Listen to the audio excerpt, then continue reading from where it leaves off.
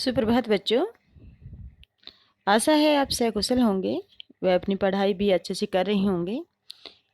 कल तक हमने जो पढ़ा था बाल गोविंद भक्त, जिसमें हमने देखा कि किस तरह से बाल गोविंद भक्त अपने नियमित दिनचर्या के कारण, चाहे गर्मी हो चाहे सर्दी, वो अपना जो नियम है उसको बिल्कुल नहीं तोड़ते। कटकटाने वाली सर्दी, दांत किटकिटाने वाली सर्दी, मतलब बहुत भयंकर सर्दी होती है, तो भी जो भक्त जी हैं वो प्रतिदिन नदी के में स्नान करने जाते हैं और वहीं पे अपनी खंजड़ी बजाने लगते हैं और गाना गाते हैं। और गाते गाते इतने जोश में, इतने उत्साह में आ जाते हैं कि उनके माथे से पसीने की बूंदें टपकने लगती हैं। मतलब पूरे जोश के साथ, उतनी सर्दी में भी, मतलब वो कितनी मेहनत कर रहे हैं।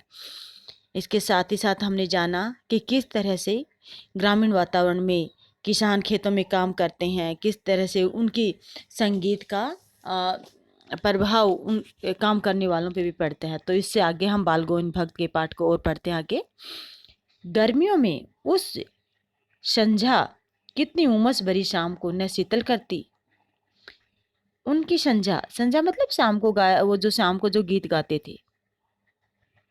कह रहा है कि इतनी गर्मी, उमस भरी होती शाम, एकदम बहुत ही गर्मी, ना हवा नहीं चलती थी। फिर भी कह रहा है कि वो जो शाम, गर्मियों की शाम को जो संगीत गाते थे, जो कबीर जी के पद गाते थे, उनसे वो गर्मी वाली शाम में भी ऐसा लगता है जैसे शीतल हो गई है, जैसे ठंडी हो गई है। अपने घर के आंगन में आसन जमा बैठते। वो कह रहे कि अपने घर में ही आसन लगाकर वो बैठ जाते। सुबह सुबह कहाँ जाते? नदी पर। लेकिन शाम को वो अपने घर में ही आसन लगाकर भजन करते। गांव के उनके कुछ प्रेमी भी जुट जाते। जुट जाना, इकट्ठे हो जाना। खंजड़ियां और करतालों, करतालों मतलब हथेलियां, तालियां बजा बजा के कि भरमार हो जाती। सब जो साथी आते वो भी अपनी खंजड़ी और ताली बजा बजा के जोर जोर से गाने लगते। एक पद बाल गोविंद भक्त कह जाते, उनकी प्रेमी मंडली उसे दोहराती। मतलब जो पद, जो लाइन पर बाल गोविंद भक्त गाते, तो उसके जो साथी थे, प्रेमी मंडली, वो उसके साथ साथ उसी लाइन को दोहराते थे। दोहराते तिराते मतलब 2-3 बार गाते जाते थे। दोहराना तिराना, 2 या 3 बार गाते रहना।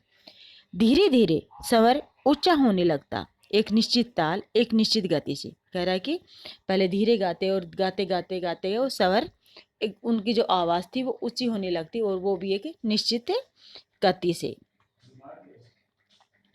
उस ताल स्वर के चढ़ाव के साथ श्रोताओं के मन भी ऊपर उठने लगते। श्रोता मतलब जो उनका संगीत सुन रहे थे, जो उनका तार का उतार चढ़ाव था, ऊपर चढ़ता, आवाज़ तेज होती जाती।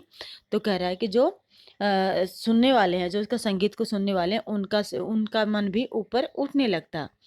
धीरे धीरे मन तन पर हावी हो जाता। कह रहा है कि धीरे धीरे मन तन पर हावी हो जाता, मतलब अपने मन में जो आए वो करते जाना, गाते रहना। हो होते होते एक क्षण ऐसा आता कि बीच में खंजड़ी लिए बाल गोविंद भक्त नाच रहे हैं, और उनके साथ ही सबके तन और मन नृत्यशील हो उठे हैं। कह रहा है कि बाल गोविंद भक्त गाना गाते गाते इतना जोश आ गया कि खड़े होके नाचने लगे, और वहाँ पे जितने भी लोग हैं उनके मन भी जैसे उनमें भी नाचने वाला होने वाला। नृत्यशील होना मतलब उनके मन में भी नाचने का हो गया कि वो भी खड़े होके गाएं और नाचें। सारा आंगन नृत्य और संगीत से ओतप्रोत हो जाता, और आंगन में जितने भी लोग होते वो सारे मिलके नाचने लगते और गाने लगते। नृत्य और संगीत से ओतप्रोत होना मतलब सब मिलकर गाते और नाचते। बाल गोविंद भक्त की संगीत साधना का चरम उत्कृष्ट उस दिन देखेगा जिस दिन उनका बेटा मरा। कह रहा है कि अब तक तो सबसे ज्यादा चरम उत्कृष्ट कब देखा गया? जब उनके बेटे की मृत्यु हुई। इकलौता बेटा था वह, कुछ सुस्त और बोधा सा, मतलब बोधा, कमजोर था दिमागी तौर पे भी और शारीरिक तौर पे भी। किंतु इसी कारण बाल गोविंद भक्त ने उसे और भी मानते थे। कह रहा है कि बाल गोविंद भक्त इस कारण उसे और भी मानते थे, मतलब उसकी और अधिक देखभाल करते थे, क्योंकि वो बहुत ही कमजोर था। उनकी समझ में ऐसे आदमियों पर ही ज़्यादा नज़र रखनी चाहिए। मतलब जो स्वस्थ है वो तो अपना ध्यान खुद रख सकता है, लेकिन जो अपना ध्यान अच्छे से नहीं रख सकता, मानसिक रूप से और शारीरिक रूप से जो कमज़ोर है,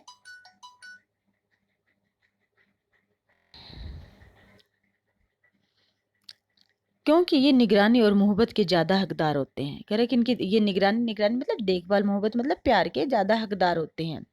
बड़ी सास से उसकी शादी कराई थी। सास मतलब बहुत ही प्रेम से, बहुत ही चाव से, खुश होकर उसने उनकी अपने बेटे की शादी कराई। पोतू, पोतू मतलब बाल गोविंद भक्त के जो लड़के की वधू थी, पुत्र वधू, वो भी बड़ी सुभग और सुशील मिली। सुभग मतलब सुंदर, और सुशील जिसका स्वभाव व्यवहार बहुत अच्छा हो। घर की पूरी प्रबंधिका बनकर भक्त को बहुत कुछ दुनियादारी से निवृत्त कर दिया। प्रबंधिका मतलब देखभाल अच्छे से करने लगी, वो अपने घर को संभाल अच्छी तरह से संभालने लगी। और जो भक्त जी थे वो अब तक अपने घर के काम को संभाल रहे थे, उनको अब उससे थोड़ा सा छुटकारा मिल गया, क्योंकि निवृत्त कर देना मतलब थोड़ा सा आज़ाद कर देना। अब दुनियादारी में ज़्यादा न पड़ के वो भजन कीर्तन में ही लगे रहे। पहले तो उनको अपना घर का काम भी करना पड़ता था, लेकिन पुत्र वधू आने के बाद भक्त जी अब ज़्यादा ध्यान अपने संगीत पर देने लगे, अपने कबीर के पदों को ज़्यादा से ज़्यादा गाने लगे। उनका बेटा बीमार है, इसकी खबर रखने को दुनिया को कहाँ फुर्सत, किंतु मौत तो अपनी ओर सबका ध्यान खींच कर ही रहती है। कह रहे कि उनका बेटा बीमार है, उस तब कोई पूछने नहीं है, उसकी दुनिया को कहाँ खबर, मतलब किसी को कोई मतलब नहीं कि उसका बेटा कितने दिन से बीमार है। लेकिन जब मरती हुई मौत सबका ध्यान अपनी ओर खींच लेती है, मतलब जब किसी की भी डेथ हो जाती है, मृत्यु हो जाती है, तो अरे वो मर गया, एकदम पूरे गांव में, मोहल्ले में खबर फैल जाती है, तो सबका ध्यान इसकी ओर चला ही जाता है। कोई बीमार है, इस पर कोई ध्यान नहीं देता, ठीक है बीमार है, दवाई ले लेगा, ठीक हो जाएगा। लेकिन जब किसी की डेथ हो जाती है तो सब उसकी उसकी तरफ अपने आप ही ध्यान चला जाता है। हमने सुना बाल गोविंद भक्त का बेटा मर गया, कुतूहलवश वश उनके घर गया। कह रहे कि मैंने अब सुना कि उसका बेटा मर गया, तो मैं भी है जानने के लिए कि सच में क्या हो गया, मर गया क्या, ये मेरे अंदर भी एक जिज्ञासा जगी, और इसलिए मैं उनके घर पे गया। देखकर दंग रह गया, दंग रह जाना, हैरान रह गया, क्योंकि उनका जो भजन संगीत की जो आवाज़ आ रही थी, इसे उससे उत्सुकता हो गई कि अगर उसका बेटा मर जाता तो वो इस तरह गीत थोड़ी ना गाता। इसलिए उसके अंदर क्या जगी, कुतूहल जगा, कुछ देखने की जिज्ञासा कि सच में ऐसा हुआ है। तो वो देखकर दंग रह गया, मतलब हैरान रह गया। उसने ऐसा क्या देखा, बेटे को आंगन में एक चटाई पर लिटाकर एक सफ़ेद कपड़े से ढक रखा है। बेटे की मृत्यु हो गई है, और बाल गोविंद भक्त ने क्या किया, बेटे को आंगन में एक सफ़ेद चटाई बिछाई, एक चटाई बिछाई, उस पर लिटा दिया, और उसको एक सफ़ेद चादर उड़ा दी। और कुछ फूल तो हमेशा ही रोपते थे, उन फूलों में से कुछ तोड़कर उस पर बिखेर दिए। कह रहे कि वो हमेशा रोपना मतलब उगाते रहते थे, वे अपने आसपास आंगन में फूल उगाते रहते, उन्हीं में से फूल तोड़कर उसने जो अपने बेटे की लाश थी, जो मृत शरीर था, उस पर उन फूलों को बखेर दिया। फूल और तुलसी दल भी, तुलसी दल मतलब तुलसी के पत्ते भी, फूल भी बखेरे और साथ साथ तुलसी के पत्ते भी। सिराने एक चिराग जला दिया, सिराने से मतलब सिर की तरफ, चिराग मतलब दीवा, दीपक।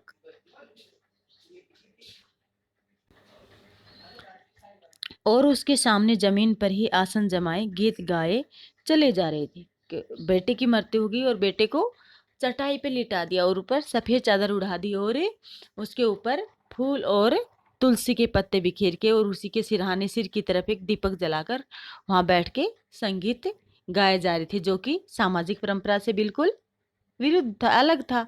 जबकि समाज में क्या है कि जब किसी की मृत्यु होती है तो पूरे घर में रोना धोना, कोई किसी से बात नहीं करता, सिर्फ रोना होता है ना।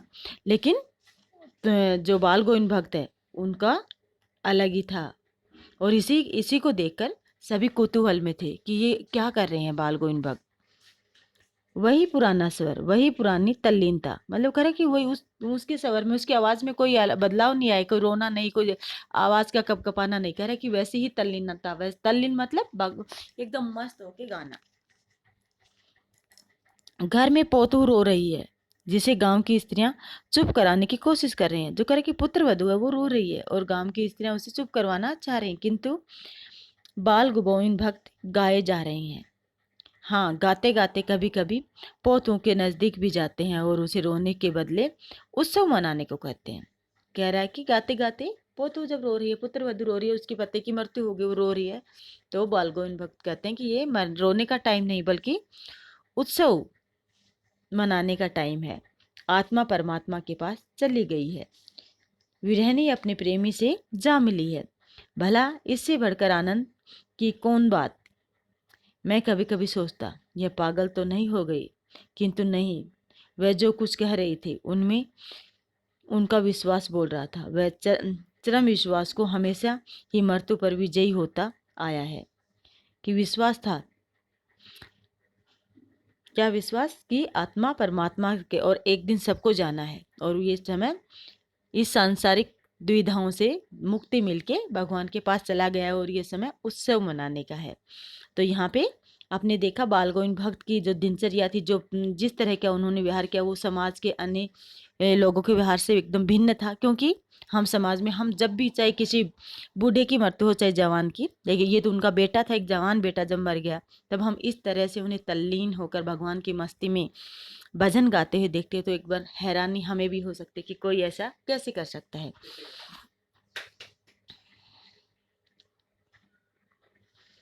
बेटे के क्रियाक्रम में तुल नहीं किया, बिल्कुल कमी नहीं की। तुल करना, कमी नहीं की। क्रियाक्रम दाह संस्कार, मृत्यु के बाद जो कर्म किया जाता है। पोतू से ही आग दिलवाई। यहाँ उन्होंने सामाजिक परंपराओं को भी तोड़ दिया। क्या? पोतू पुत्र वधू, आग जो भाई हिंदू परंपरा है उनमें आग ज्यादातर किनसे दिलाई जाती है? मुखाग्नि किससे दिलाई जाती है? मर्दों से, आदमियों से। लेकिन यहाँ पे बाल गोविंद भक्त ने उसका भी पालन नहीं किया और अपनी ही पुत्र वधू से उनको मुखाग्नि दिलाई, मतलब उनकी चिता को आग लगवाई। किंतु जो ही श्राद्ध की अवधि पूरी हो गई, पोतू के भाई बुलाकर उनके साथ कर दिया, और कहता है जैसे ही श्राद्ध की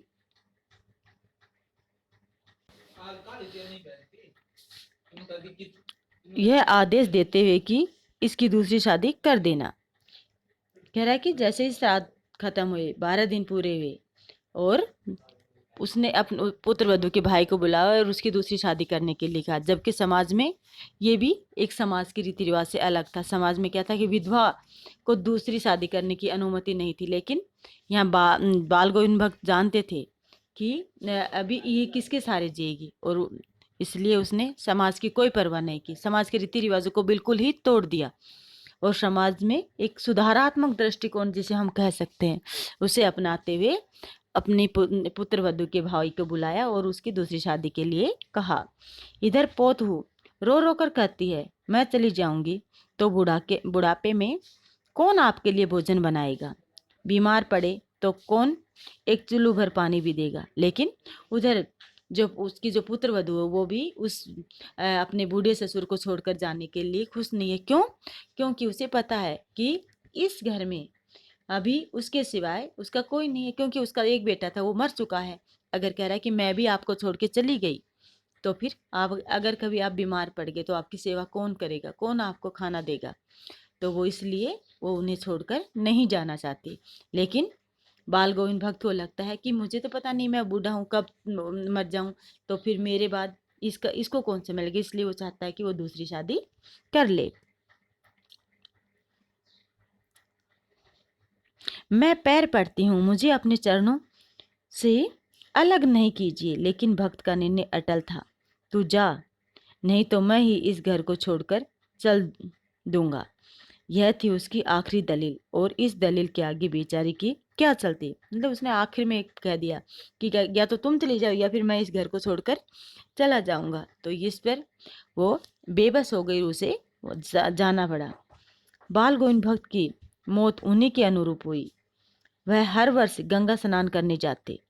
स्नान उतनी आस्था स्नान पर उतनी आस्था नहीं रखते जितना संत समागम, मतलब संतों के साथ, संत समागम संतों के साथ, और लोक दर्शन पर पैदल ही जाते। करीब 30 कोस पर गंगा थी। साधु को संबल लेने का क्या हक? संबल मतलब किसी का सहारा, इसलिए वो किसी का सहारा नहीं लेते, और गृहस्थ किसी से भिक्षा क्यों मांगे। और जो कह रहा है कि घर में रह रहा है वो किसी से भिक्षा नहीं मांगता, अपना अपने आप कमाए अपने आप खाए। अतः घर में से खाकर चलते तो फिर घर पर ही लौटकर खाते। रास्ते पर खंजड़ी बजाते, गाते जहाँ प्यास लगती पानी पी लेते। 4-5 दिन आने जाने में लगते, किंतु इस लंबे उपवास में भी वही मस्ती। अब बुढ़ापा आ गया था, किंतु टेक वही जवानी वाली। टेक मतलब आवाज में जो जोश था वो अभी भी वही, जैसे जो जवानी में जिस तरह से वो गाते थे वही आवाज अब भी थी। इस बार लौटे तो तबीयत कुछ सुस्त थी, मतलब तबीयत में कुछ गिर गिर गई थी, कुछ सुस्त होना, कमजोर हो जाना। खाने पीने के बाद भी तबीयत नहीं सुधरी, थोड़ा बुखार आने लगा, किंतु नेम वर्थ तो छोड़ने वाले नहीं थे। वहीं दोनों जून, गीत, स्नान ध्यान, खेती बाड़ी देखना दिन दिन छिजने लगे मतलब कमजोर होने लगे, दिन दिन प्रतिदिन कमजोर होने लगे। लोगों ने नहाते धोने से मना किया, आराम करने को कहा, किंतु हंसकर टाल देते।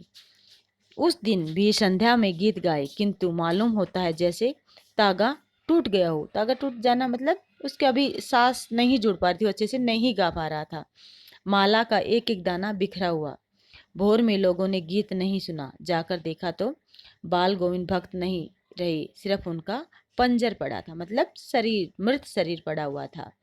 यहाँ पे हमने देखा कि किस तरह से बाल गोविंद भक्त पूरी तरह से गृहस्थ हैं, लेकिन जो उनकी दिलचर्या है, जो उनका व्यवहार करने का जो तरीका है वो सब क्या है, सन्यासियों जैसा है। तो सन्यासी वेशभूषा से या दिखावे से नहीं बल्कि अपने कार्यों से होता है। और हम सन्यास घर में रहकर भी ले सकते हैं अपने काम को, नियम को एक ढंग से करके।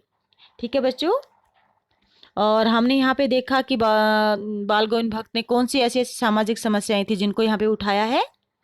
तो एक विधवा विवाह जो हमारे समाज की एक भयंकर समस्या थी, उसको भी यहाँ पे बाल गोविंद भक्त और उसकी पुत्र वधू के माध्यम से लेखक ने उठाया है। दूसरा, लड़कों लड़कियों में जो भेद किया जाता है,